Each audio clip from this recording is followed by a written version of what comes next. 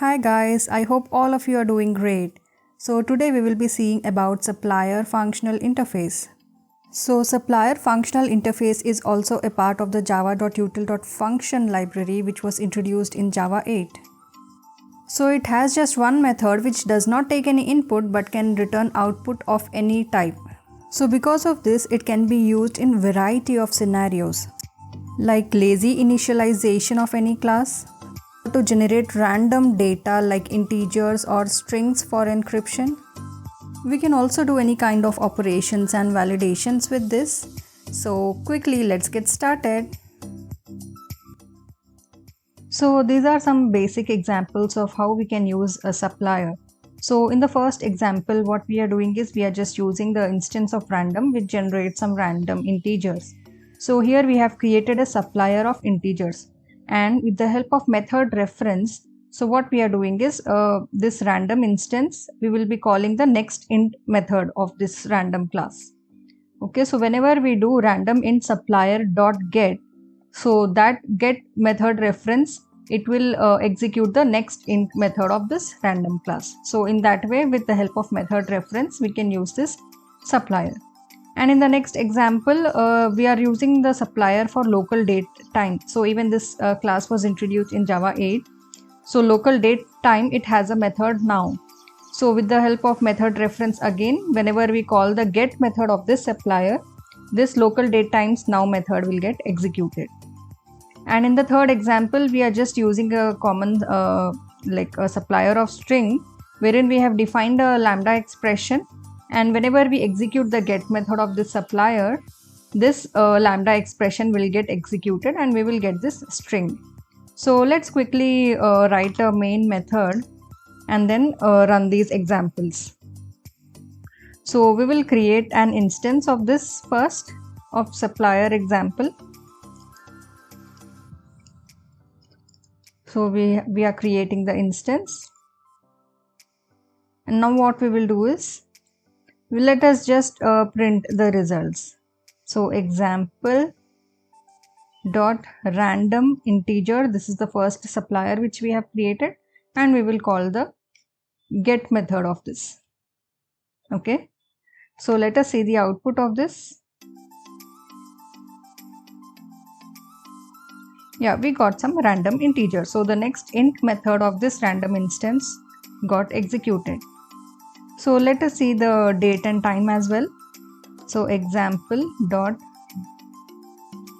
date time supplier dot get. So whenever we are calling this get method, this method will get referenced and that will be called.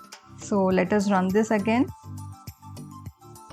So this is the random integer supplier and this is the local date time supplier. So it has given the current date and time. And for the third one, let us see that as well.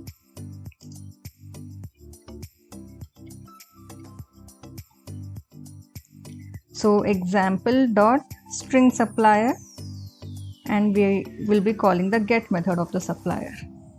So this will give us the hello world as the string. So in the next example, we will see how we can do a lazy initialization. So lazy initialization means at the beginning, we will not be creating an instance of the object. So only when we call the get method or only when we want, we will create the instance of a particular object.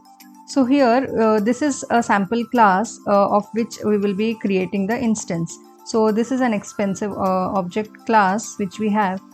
So here what we have done is we have just written a private constructor so that we will not create other instances of this class. And then we have three static method. One is the static variable, which is the instance of this class. Okay. And then we have this static method which returns a supplier of this class. Okay. So it returns a supplier of this class. So what it does is, so whenever we call the this method get expensive object supplier, so it would return this.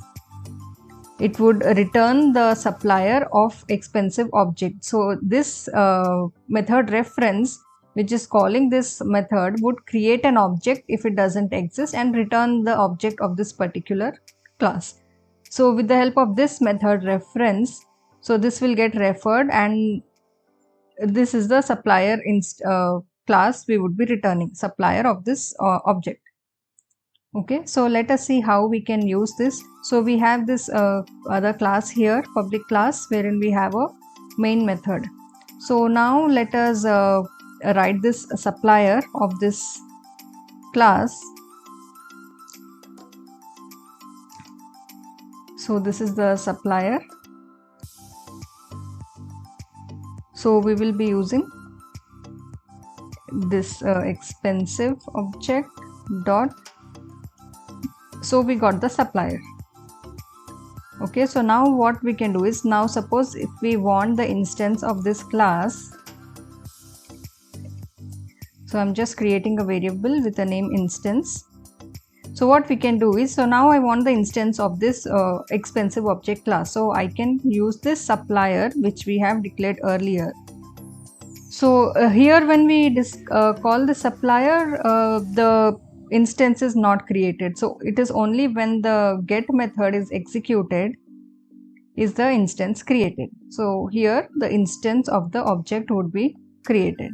Okay, so in this way we can use supplier. So we have defined it earlier, but we are not initializing the object earlier. So we are doing a lazy initialization. So in this way we can use supplier for lazy initialization as well.